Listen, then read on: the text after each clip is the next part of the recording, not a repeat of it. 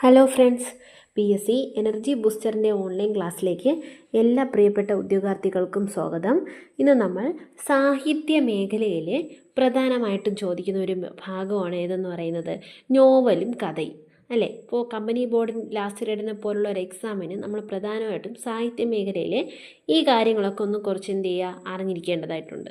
അപ്പോൾ നോവലും കഥയും എന്ന് പറയുന്ന ആ ഒരു മേഖല നമുക്ക് നോക്കാം.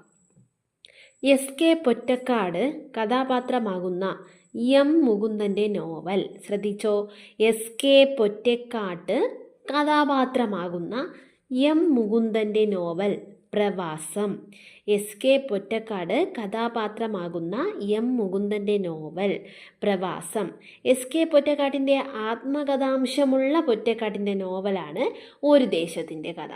അപ്പോൾ SK പൊറ്റക്കാട്ട് കഥാപാത്രമാകുന്ന M മുകുന്ദൻ്റെ നോവലാണ് പ്രവാസം. M മുകുന്ദൻ്റെ നോവൽ പ്രവാസം. ആരാണ് കഥാപാത്രം? SK പൊറ്റക്കാട്. എന്നാൽ SK പൊറ്റക്കാടിൻ്റെ ആത്മകഥാ അംശമുള്ള പൊറ്റക്കാട്ടിൻ്റെ നോവലാണ് ഒരു ദേശത്തിൻ്റെ കഥ. SK പൊറ്റക്കാട്ട് കുടിയേറ്റക്കാരുടെ കഥ പറയുന്ന നോവലാണ് വിഷകന്യക. SK പൊറ്റക്കാട്ട് കുടിയേറ്റക്കാരുടെ കഥ പറയുന്ന നോവലാണ് വിഷകന്യക. എഴുത്തച്ഛൻ്റെ ജീവിതകഥ ആസ്പദമാക്കി C രാധാകൃഷ്ണൻ എഴുതിയ നോവൽ തീക്കടൽ കടഞ്ഞ് തിരുമധുരം. അപ്പോൾ എഴുത്തച്ഛൻ്റെ ജീവിതകഥ ആസ്പദമാക്കി C രാധാകൃഷ്ണൻ എഴുതിയ നോവലാണ് തീക്കടൽ കടഞ്ഞ് തിരുമധുരം. ഒന്നുകൂടെ ശ്രദ്ധിച്ചോ, SK പൊറ്റക്കാട് കഥാപാത്രമാകുന്ന M മുകുന്ദൻ്റെ നോവൽ പ്രവാസം. SK പൊറ്റക്കാടിൻ്റെ ആത്മകഥാംശമുള്ള പൊറ്റക്കാട്ടിൻ്റെ നോവൽ ഒരു ദേശത്തിൻ്റെ കഥ. SK പൊറ്റക്കാട്ട് കുടിയേറ്റക്കാരുടെ കഥ പറയുന്ന നോവലാണ് വിഷകന്യക. എഴുത്തച്ഛൻ്റെ ജീവിതകഥ ആസ്പദമാക്കി C രാധാകൃഷ്ണൻ എഴുതിയ നോവൽ തീക്കടൽ കടഞ്ഞ് തിരുമധുരം. ഇന്ദിരാഗാന്ധിയെ മുഖ്യ കഥാപാത്രമാക്കി ജോർജ് ഓണക്കൂർ രചിച്ച നോവലാണ് പർവ്വതങ്ങളിലെ കാറ്റ്. ഇന്ദിരാഗാന്ധിയെ മുഖ്യ കഥാപാത്രമാക്കി ജോർജ് ഓണക്കൂർ രചിച്ച നോവലാണ് പർവ്വതങ്ങളിലെ കാറ്റ്. EMSനെ കുറിച്ച് പരാമർശിക്കുന്ന M മുകുന്ദൻ രചിച്ച നോവലാണ് കേശവൻ്റെ വിലാപങ്ങൾ. ഇന്ദിരാഗാന്ധിയെ മുഖ്യ കഥാപാത്രമാക്കി ജോർജ് ഓണക്കൂർ രചിച്ച നോവലാണ് പർവ്വതങ്ങളിലെ കാറ്റ്. എന്നാൽ EMSനെ കുറിച്ച് പരാമർശിക്കുന്ന M മുകുന്ദൻ്റെ നോവലാണ് കേശവൻ്റെ വിലാപങ്ങൾ. ഇനി ഇബ്നു ബത്തൂത്ത കഥാപാത്രമാകുന്ന ആനന്ദിൻ്റെ നോവലാണ് ഗോവർദ്ധൻ്റെ യാത്രകൾ. അപ്പോൾ നമ്മൾ ഏതൊക്കെ നോവൽ പറഞ്ഞിടേ? പ്രവാസം ആരുടേതാണ്? M മുകുന്ദൻ. പ്രവാസം ആരുടേതാണ്? M മുകുന്ദൻ. ഒരു ദേശത്തിൻ്റെ കഥ ആരുടേതാണ്? പൊറ്റക്കാട്. വിഷകന്യക ആരുടേതാണ്? SK പൊറ്റക്കാട്. ഇനി തീക്കടൽ കടഞ്ഞ് തിരുമധുരം C രാധാകൃഷ്ണൻ. തീക്കടൽ കടഞ്ഞ് തിരുമധുരം C രാധാകൃഷ്ണൻ. പർവ്വതങ്ങളിലെ കാറ്റ് ജോർജ് ഓണക്കൂർ. പർവ്വതങ്ങളിലെ കാറ്റ് ജോർജ് ഓണക്കൂർ. EMSനെ കുറിച്ച് പരാമർശിക്കുന്ന കേശവൻ്റെ വിലാപങ്ങൾ ആരുടേതാണ്? M മുകുന്ദൻ. ഇനി ഗോവർദ്ധൻ്റെ യാത്രകൾ ആരുടെ നോവലാ? ആനന്ദിൻ്റെ നോവലാണ്. CP രാമസ്വാമി അയ്യർ കഥാപാത്രമായ തകഴി രചിച്ച നോവലാണ് ഏണിപ്പടികൾ. ഒന്നാം സ്വാതന്ത്ര്യ സമരം പശ്ചാത്തലമാക്കി മലയാറ്റൂർ രചിച്ച നോവലാണ് അമൃതം തേടി. ആരുടേതാണടേ? മലയാറ്റൂരിൻ്റെതാണ് അമൃതം തേടി. അപ്പോൾ SK പൊറ്റക്കാടിൻ്റെ കഥാപാത്രമാകുന്ന M മുകുന്ദൻ്റെ നോവലാണ് പ്രവാസം. ഒരു ദേശത്തിൻ്റെ കഥ പൊറ്റക്കാട്. വിഷകന്യക SK പൊറ്റക്കാട്. തീക്കടൽ കടഞ്ഞ് തിരുമധുരം C രാധാകൃഷ്ണൻ. പർവ്വതങ്ങളിലെ കാറ്റ് ജോർജ് ഓണക്കൂർ. കേശവൻ്റെ വിലാപങ്ങൾ ആരുടേതാണ്? M മുകുന്ദൻ. പിന്നെന്താ? ഗോവർദ്ധൻ്റെ യാത്രകൾ ഇബ്നു ബത്തൂത്ത കഥാപാത്രമാകുന്ന ഏത്? ആനന്ദിൻ്റെ നോവൽ. ഇനി ഏണിപ്പടികൾ തകഴി അല്ലേ? ഏണിപ്പടികൾ. ഇനി അമൃതം തേടി എന്ത് പശ്ചാത്തലമാക്കിയിട്ടാണ്? ഒന്നാം സ്വാതന്ത്ര്യ സമരം പശ്ചാത്തലമാക്കി മലയാറ്റൂർ രചിച്ച നോവലാണ് അമൃതം തേടി. തമിഴ് ബ്രാഹ്മണരുടെ ജീവിതം പരാമർശിക്കുന്ന സാറാ തോമസിൻ്റെ ശ്രദ്ധേയമായ രചനയാണ് നാർമടിപ്പുടവ. നാർമടിപ്പുടവ തമിഴ് ബ്രാഹ്മണരുടെ ജീവിതം പരാമർശിക്കുന്ന സാറാ തോമസിൻ്റെ ശ്രദ്ധേയമായ രചനയാണ് നാർമടിപ്പുടവ. പറയിപ്പറ്റ പന്തിരുകുലത്തിൻ്റെ കഥ പറയുന്ന എൻ മോഹനൻ്റെ നോവൽ ഇന്നലത്തെ മഴ. പറയിപ്പറ്റ പന്തിരുകുലത്തിൻ്റെ കഥ പറയുന്ന എൻ മോഹനൻ്റെ നോവലാണ് ഇന്നലത്തെ മഴ. ദസ്തയേവ്സ്കിയുടെ കഥ പറയുന്ന പെരുമ്പടവം ശ്രീധരൻ്റെ നോവലാണ് ഒരു സങ്കീർത്തനം പോലെ. നളചരിതം ആസ്പദമാക്കി സുമംഗല രചിച്ച നോവൽ അക്ഷഹൃദയം. അപ്പോൾ അക്ഷഹൃദയം രചിച്ചത് ആരാണ്? സുമംഗല. ഇനി നോക്കിക്കോ, ഇനി ഒരുമിച്ച് എഴുതിയതാണേ. പാറപ്പുറത്തും കെ സുരേന്ദ്രനും ചേർന്നെഴുതിയ നോവലാണ് കാണാപ്പൊന്ന്. ആരൊക്കെയാണ്? പാറപ്പുറവും പിന്നെ കെ സുരേന്ദ്രനും ചേർന്നെഴുതിയ നോവലാണ് കാണാപ്പൊന്ന്. കെ എൽ മോഹനവർമ്മയും മാധവിക്കുട്ടിയും ചേർന്നെഴുതിയ നോവലാണ് അമാവാസി. മാധവിക്കുട്ടിയും സുലോചനയും ചേർന്നെഴുതിയ നോവലാണ് കവാടം. ഒന്നുകൂടെ ശ്രദ്ധിച്ചോ. പാറപ്പുറത്തും കെ സുരേന്ദ്രനും ചേർന്നെഴുതിയ നോവലാണ് കാണാപ്പൊന്ന്. കെ എൽ മോഹനവർമ്മയും മാധവിക്കുട്ടിയും ചേർന്നെഴുതിയ നോവലാണ് അമാവാസി. മാധവിക്കുട്ടിയും സുലോചനയും ചേർന്നെഴുതിയ നോവലാണ് കവാടം. ഇനി നോക്കൂ, എം ഡി വാസുദേവൻ നായരും എൻ ബി മുഹമ്മദും ചേർന്ന് രചിച്ച നോവൽ അറബിപ്പൊന്ന്. എം ഡി വാസുദേവൻ നായരും എൻ ബി മുഹമ്മദും ചേർന്ന് രചിച്ച നോവലാണ് അറബിപ്പൊന്ന്. പുനത്തിൽ കുഞ്ഞബ്ദുള്ളയും സേതുവും ചേർന്ന് എഴുതിയ നോവലാണ് നവഗ്രഹങ്ങളുടെ തടവറ. അഷ്ടമൂർത്തിയും കെ വി പ്രവീൺ കുമാറും ചേർന്നെഴുതിയ നോവലാണ് റിഹേഴ്സൽ ക്യാമ്പ്.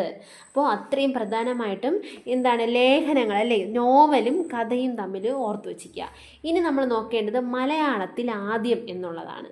കുറ്റാന്വേഷണ നോവൽ അല്ലേ, മലയാളത്തിലെ ആദ്യ കുറ്റാന്വേഷണ നോവൽ ഭാസ്കര മേനോൻ.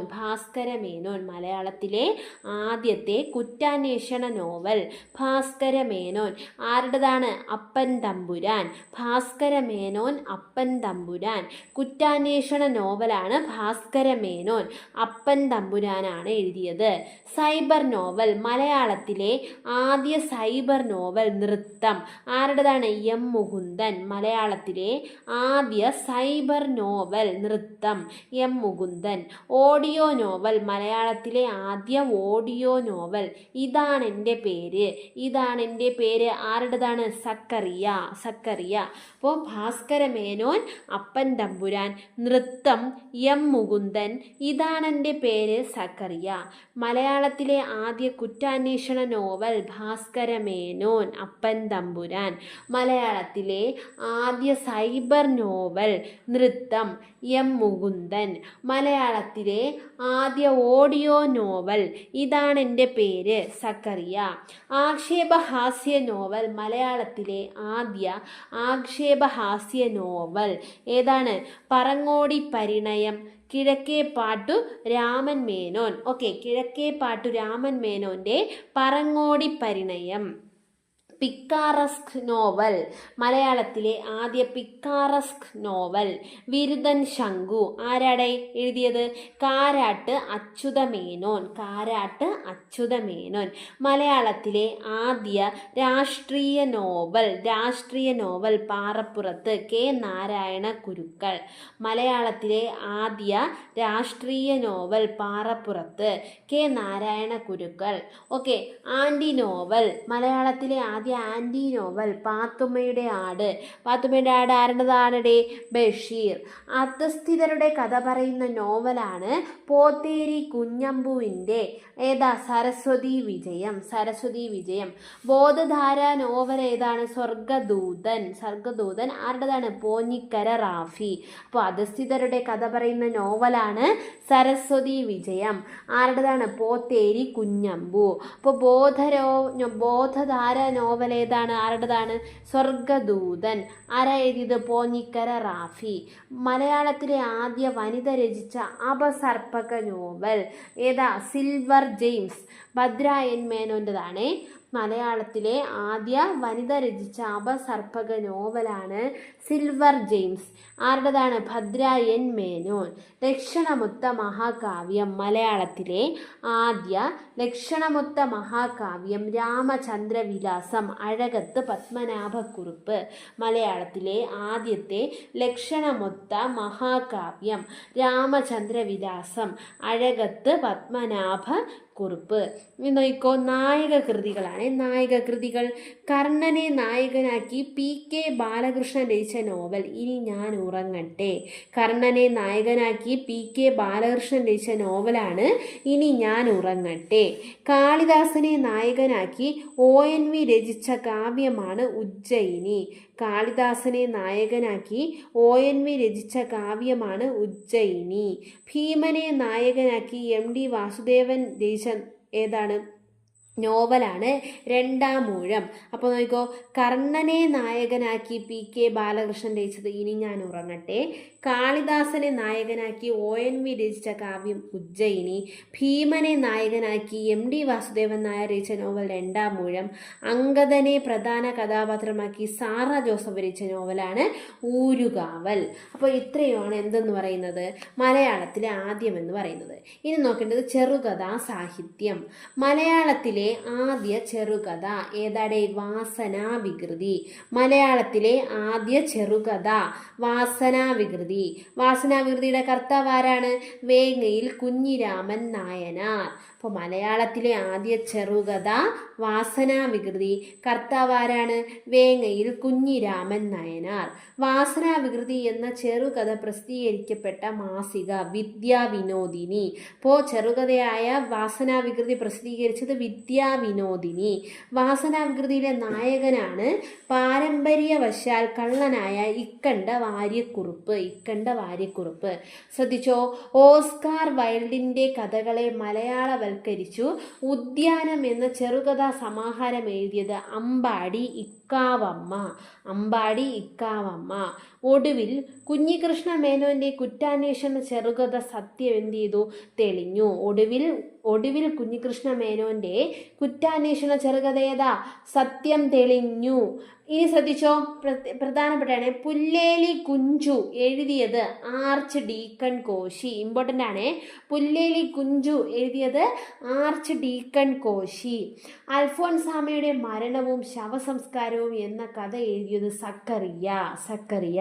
കണ്ടപ്പൻ എന്ന തൂലികാ നാമത്തിൽ ഹാസ്യലേഖനങ്ങൾ എഴുതിയിരുന്ന കഥാകൃത്താണ് കാരൂർ നീലകണ്ഠപിള്ള. എന്തെന്ന് പറഞ്ഞിട്ടാണ്? കണ്ടപ്പൻ എന്ന തൂലികാ നാമത്തിൽ ഹാസ്യലേഖനങ്ങൾ എഴുതിയിരുന്ന കഥാകൃത്താണ് കാരൂർ നീലകണ്ഠപിള്ള.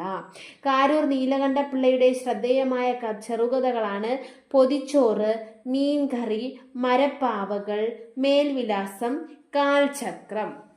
അപ്പോൾ കാരൂർ നീലകണ്ഠപിള്ളയുടെ ശ്രദ്ധേയമായ ചെറുകഥകളാണ് പൊതിച്ചോറ്, മീൻകാരി, മരപ്പാവകൾ, മേൽവിലാസം, കാൽചക്രം.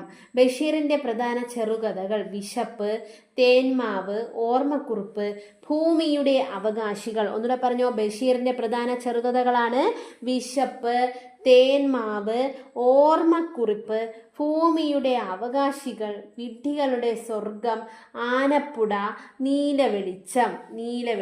ഓക്കെ, ഇത്രയാണ് ബഷീറിന്റെ പ്രധാനപ്പെട്ട എന്ത് ചെയ്യുന്ന പറയുന്നത് ചെറുകഥകൾ.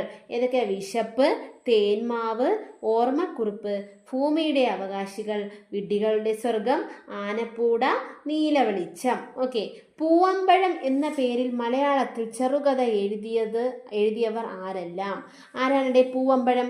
മാധവിക്കുട്ടി, ബഷീർ, കാരൂർ നീലകണ്ഠപിള്ള. അപ്പോൾ പൂവമ്പഴം എന്ന പേരിൽ മലയാളത്തിൽ ചെറുകഥ എഴുതിയവർ ആരെല്ലാമാണ്? മാധവിക്കുട്ടി, ബഷീർ, കാരൂർ നീലകണ്ഠപിള്ള. ഉജ്ജീവന എന്ന പത്രത്തിൽ എഴുതിയ തീപ്പൊരി ലേഖനങ്ങളാണ് ബഷീറിന്റെ ആദ്യകാല കൃതി.